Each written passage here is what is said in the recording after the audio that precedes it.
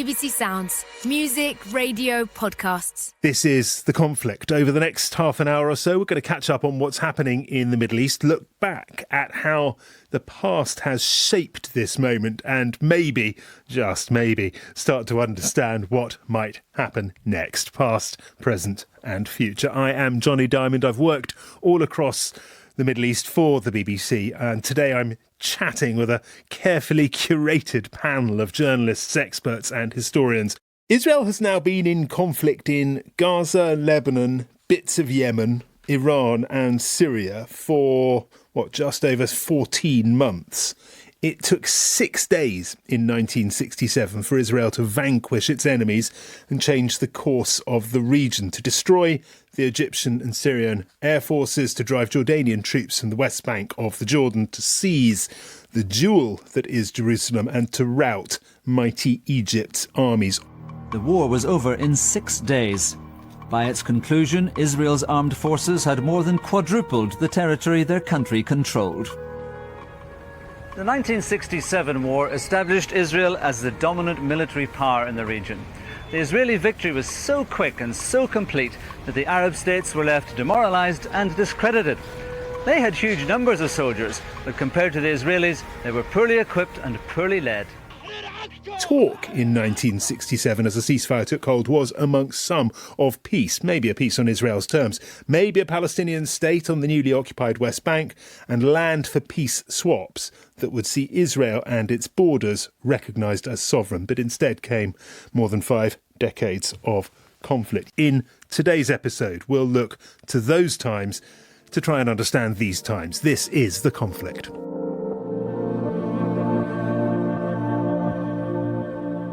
It's the middle of December 2024, and since the last time we spoke, President Bashar al-Assad has fled the country.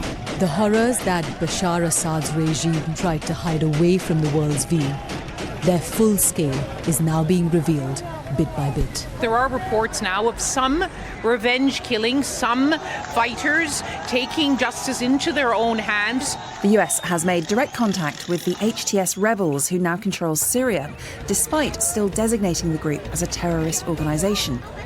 Meanwhile, Israel has carried out hundreds of airstrikes and hit strategic weapons stockpiles in Syria. The UN's called for an end to the attacks. The US Secretary of State Antony Blinken is due to arrive in the Middle East as part of Washington's diplomatic response to the fall of the Assad regime in Syria. He'll land in Jordan this morning for talks with senior officials before travelling to Turkey. Well, Tom Bateman joins us. He's the BBC's State Department correspondent. Before that, Middle East correspondent. He's been travelling all round his old patch all over the Middle East in the past week. Hello, Tom. Hiya, Johnny.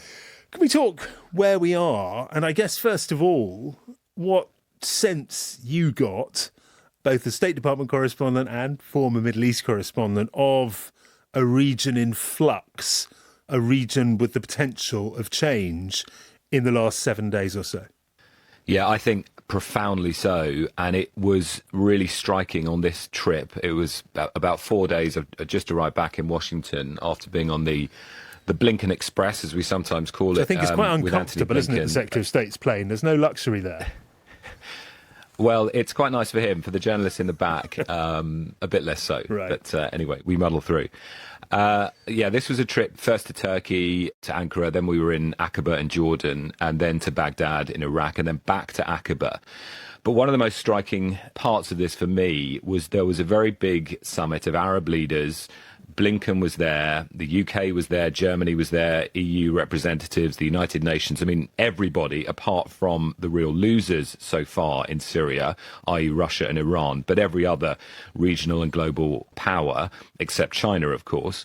And I think giving you a sense of where the momentum is now with Syria as the West basically tries to pull it out of the orbit of Russia and Iran and towards its own interests. Also missing from that lineup of powers, regional and international, of course, was Israel. But Israel is not standing silently on the sidelines as Assad's government dissolves and Syria changes, is it? Absolutely not. And what we have seen over the course of the last 2 weeks since the fall of the Assad regime, the rise to prominence of Hayat Tahrir al-Sham, translation, Liberation of the Levant, an Islamist group with its roots in Al-Qaeda, since renounced them, but still designated as a terrorist organization by the US and other countries, taking control in Damascus. What Israel has done is to launch a very fierce campaign of airstrikes in Syria, taking out the entire Syrian navy, as was, hitting air defences, wiping out, it seems, the remnants of the Syrian Air Force, but also invading the so-called disengagement zone, the buffer zone in the Israeli-occupied Golan Heights. So this was, and we'll get onto this, of course, the Golan Heights being a part of Syria that Israel captured and seized in 1967, later occupied and annexed. The buffer zone was an agreed zone of disengagement after the Yom Kippur War of 1973, and Israel has taken that in breach of international law. It says, because of the vacuum created in Syria, it says that it faces jihadist groups on its border as it sees it there. So it's extending its reach into Syrian territory. There has been a chorus of disapproval from the Arab countries and much of the international community. Tom, thank you very much. Thanks for bringing us up to date. I want you to stay with us, if you would, in the discussion that follows, because it follows on directly from the changed order that you have so clearly witnessed over the last few days. And we want to have a rootle around the past to see if it sheds some light on the present. I want to first say hello to Yotam Confino, the Daily Telegraph's Middle East correspondent. Hi, Yotam. Hi there. Hello, thank you very much for joining us. We're also joined by Broderick McDonald, Associate Fellow at King's College London's International Centre for the Study of Radicalisation. Hello, Broderick. Hi there. Nice to be with you. Yotam, can we talk about the build-up to the Six-Day War? There were many outside forces and many different forces at play, weren't there, with the Six-Day War and the months that led up to it? Absolutely. I think a misconception about the Six-Day War is that it came out of the blue, that Israel simply decided to launch a preemptive attack out of the blue. But that's obviously not the case. For years, I would say, there had been a huge tension, not only on Israel's northern border, but also with Egypt, mainly because Israel's enemies, they did not accept Israel's right to exist. And what we saw really in the 60s and in the years leading up to the 1967 war was, for example, in the north, that the Syrian army did a number of things to attack Israel or to provoke Israel, diverting water away from the Jordan River. They launched cross-border attacks into Israel's northern territory. And of course, there was also a dispute over agriculture in this demilitarized zone in the Golan Heights that Tom just spoke about. So all of this happened in the years leading up to 1967, which led to Israel taking action in a couple of weeks before the 1967 war started. It simply shut down Syrian planes and fighter jets, 6 of them actually, which was seen as a huge escalation at the time.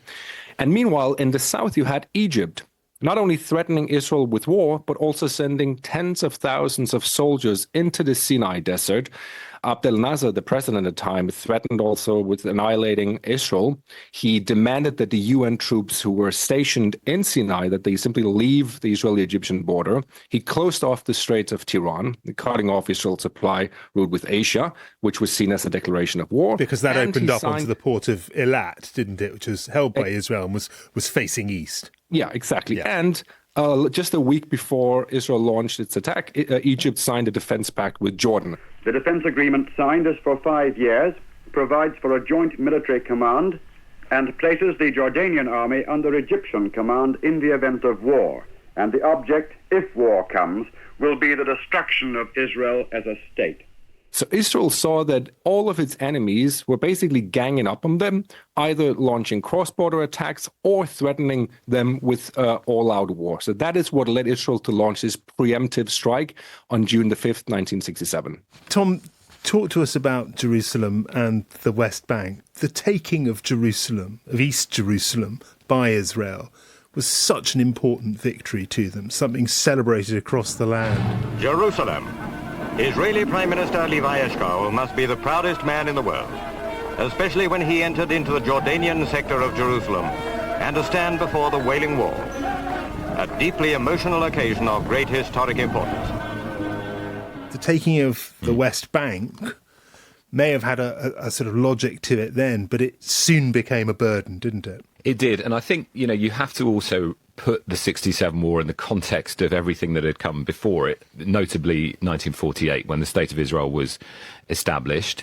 All of this had happened because of the collapse of European colonial rule in the Middle East. The British pulled out of what was then Mandate Palestine in 48, and the War of 48, in which Israel declared its independence, surrounding Arab countries who were militarily much inferior, invaded. But both during that war and before it, you saw 750,000 Palestinians who fled or were forced from their homes. They were expelled because they've never been since allowed back. Now, they went to Jordan, Syria, Lebanon, but also to the West Bank and Gaza, where they became refugees.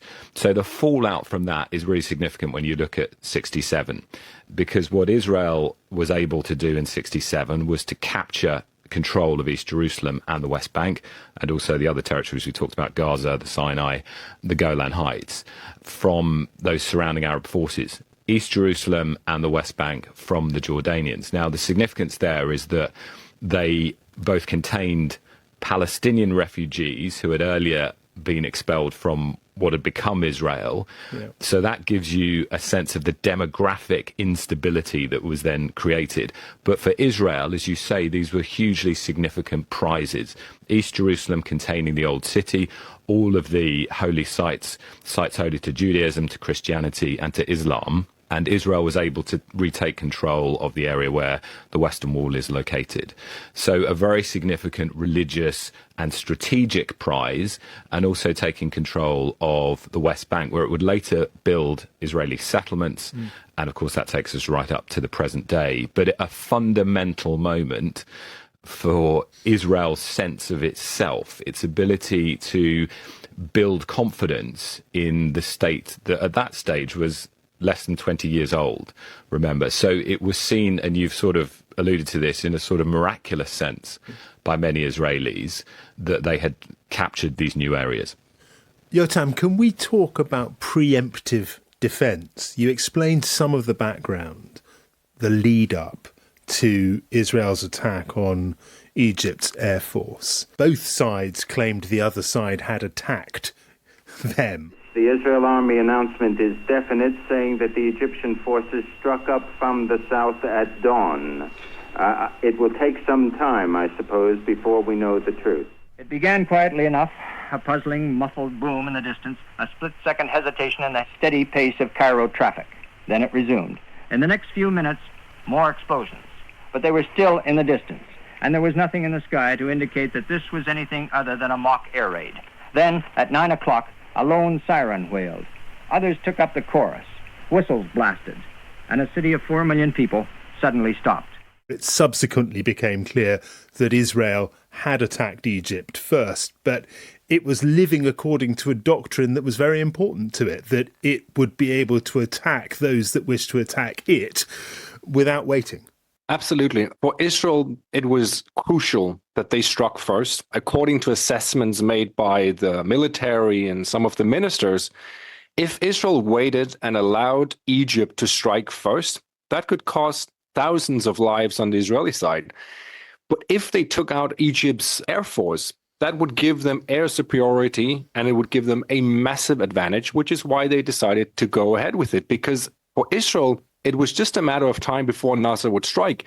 It wasn't if he would strike, it was when. And the same goes for Syria. So for Israel, it was not an easy decision, I have to stress.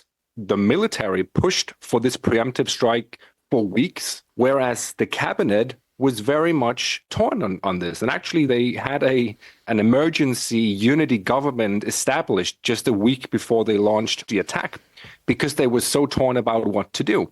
So it wasn't an easy decision that was made. From a military perspective, it was really straightforward. Either you strike your enemy first, or you wait, and then you can tell the international community with a good conscience that you waited, and now you're defending it yourself, but you would allow thousands of people in Israel to be killed. Broderick, can we talk about Syria and its losses? Because it was a significant blow to Syria to lose the Golan Heights, and it's never managed to get them back.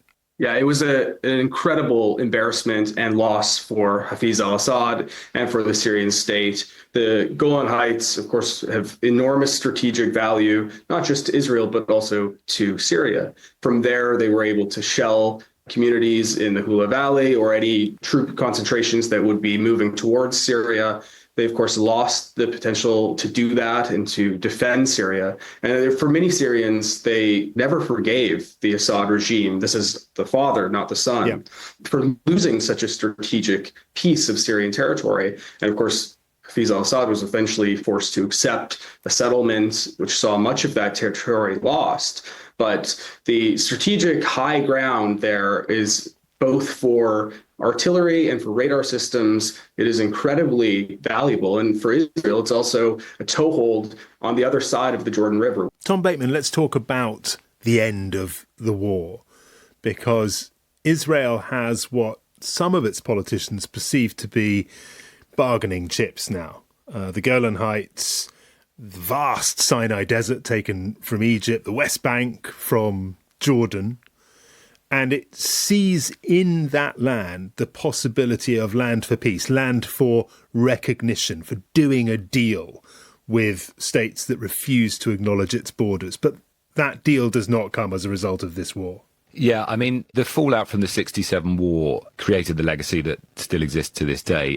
As you mentioned, because Israel had taken so much more territory, it did create this opportunity for diplomacy, so-called land for peace, as you say, that by effectively trading the land it had captured, it could get in return recognition, normalization of relations from the Arab countries surrounding it. That in part worked over the decades, peace treaties with both Egypt and Jordan. I think what it always overlooks, though, this part of the analysis, is that this is very much about the view that Israel could get the sort of historic recognition it wanted in the region by state-on-state diplomacy.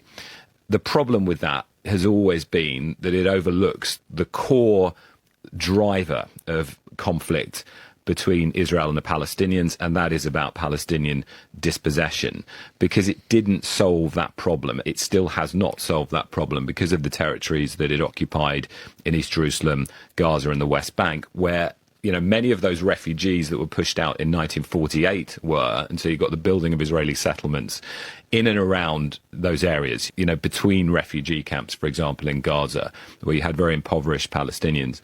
And this created just another driver of the conflict. So you've always had that dual dynamic of the seeking of recognition by Israel among the Arab states surrounding it, but we have never seen a solution to the fundamental problem that was the result of the War of 1948. And so in a sense, 1967 helped Israel in the strategic diplomatic sense, but it absolutely sort of further embedded the problem when it came to the demographic change on the land.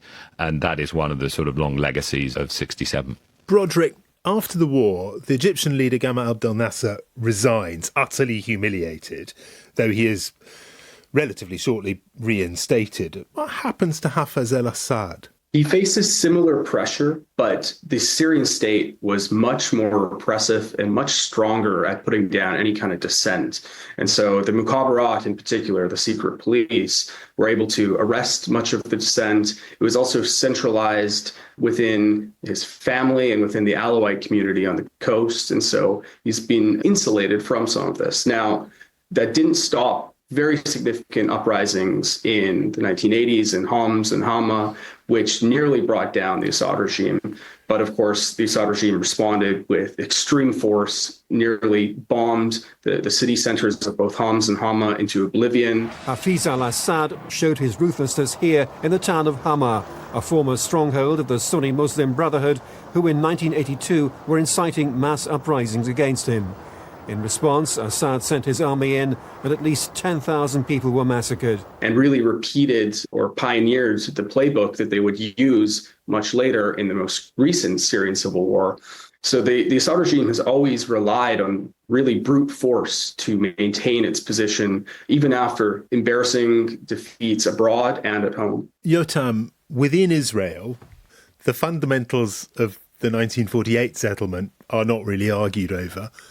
What happened in 67 is much more contentious, and a strand of opinion, a significant one, would develop over the decades that 67 and holding on to the territories taken there was, if not a mistake, then at least one of the authors of Israel's misfortunes. Is that fair? Yeah, I would say it really divided the Israeli public. I think we need to address the fact that Israel was in euphoria after the capture of all of these territories. That goes without saying. Israel, which up until then felt like it was with its back against the wall and it was facing all of these regimes surrounding it, waiting to annihilate Israel at any given moment, all of a sudden they were humiliated. So there was a sense of euphoria in Israel when it comes to the military might. But in terms of what to do with the territories, it really divided the Israelis because there were obviously the right-wingers and the more religious, fanatic Israelis who loved the idea of a greater Israel, that all of this territory should be kept, including the Sinai Desert and especially the West Bank, obviously.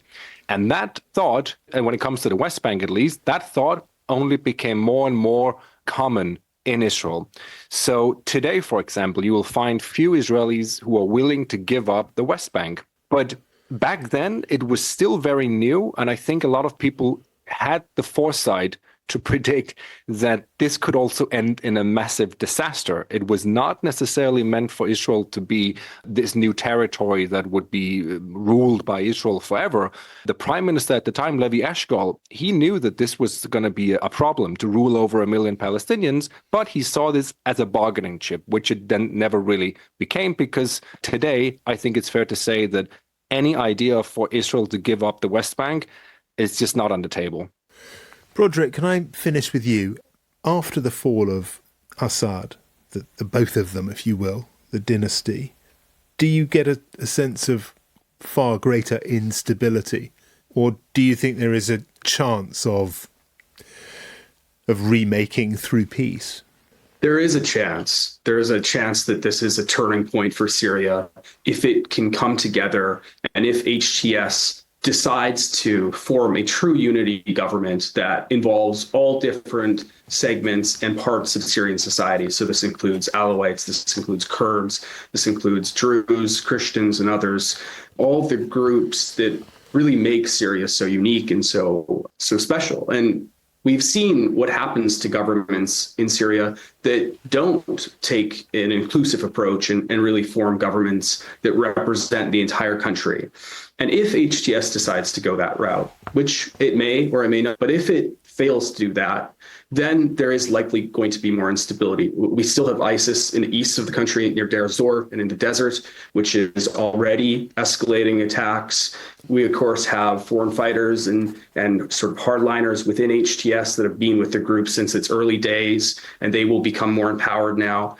And so it really depends what happens in the next literally days and weeks. And as the international community, I think we need to look at this and recognize this is a historic moment, much like 67 was, and understand that the Middle East is changing in fundamental ways right now. And we need to play as constructive a role as we can to encourage the new government in Damascus, both, led by HTS, SNA, and SOR groups from the South, encourage all of them to really form a government that is united and inclusive of all different parts of Syrian society. That is the best hope for the international community and for Israel to have, a peaceful, stable border, and for all Syrians to have a country, that can grow and rebuild after 14 years of brutal civil war. Broderick, thank you so much for your time. It's been really good to talk to you. Thank you. Thank you. And Yotam, equally, thank you very much for your time. It's been brilliant to have you on the programme. My pleasure. Tom is still with me. Tom, I want to get your opinion, whether you think there is a ludicrous conceit in the idea of a parallel between 67 and where we are now and the ferment in the region. Do you think there is anything that we can learn from the time of 67, the end of the Six-Day War, what was clearly going to be a time of great change in the Middle East, and where we are now? we so often talk about the Middle East in terms of the sort of strategic balance of power, where the front lines are, the force of deterrence and so on. But what kind of gets lost in that often and forgotten is just the sort of tapestry on the ground of communities. And the Golan Heights, which we've talked about a lot here, is an absolutely stunning and beautiful part of the world. I mean, we talk about it being this sort of tactically important place, but I've been there many, many times. It had an incredible tapestry of communities. It's a bit, for our listeners in the UK, it's a bit like sort of driving up to the Scottish Highlands, but with beautiful Mediterranean sunshine. You know, it's a fertile land of apple and cherry orchards and now vineyards, and it's a very, very pleasant place to be in when war is not on its doorstep. And I think the importance of that is to remember that for a century now, this part of the region has been in the grip of war that is driven effectively by demographic change and the clash of nationalisms that sort of gripped the region at the start of the 20th century and was deepened by the role and then the pull-out of colonial forces, the British and the French, across the lines there. And the Golan Heights has been up for grabs during that time. It was always part of Syria, 1967, captured by Israel, that then settled it. And the reason I think that's important is because we talked about al-Jilani, which is actually a nom de guerre for the leader of HTS. He chose that name, which means of the Golan, you know, al-Golani, roots in the Golan, because his paternal grandfather lived in the Golan Heights. His family were forced out in 1967. But it shows you the potency of place. And the fact that this man who's now in control of Damascus chose his war name based on the roots of his family, which is now part of Israel. And I think why that all matters is because the fallout from 1967 created more drivers of conflict. And although it empowered Israel and has helped Israel to secure itself, you still see these sort of generations of conflict that go on, because fundamental issues about displacement, about people's desire for the rights to the land, and that's among all the communities in the Middle East, until that gets resolved and people find ways to sort of share, I don't think we'll see an end to this. So we can, you know, we talk about it in the strategic sense, but both 1967 and now give us very sort of powerful lessons about the need for the people in the region to find a shared future. Tom, you have actually given me goosebumps with that final thought. What a very fine note to end this final episode of this series on with Tom. So generous with your time and your experiences. Tom, thank you very, very much for coming on The Conflict. Lovely to have you. Thanks, Johnny. That is it from us for this episode of The Conflict. There are many, many more available on BBC Sounds. As ever, we love to hear from you. Whatever your thoughts, criticisms, suggestions, The Conflict at bbc.co.uk. And for this series, we will leave it there.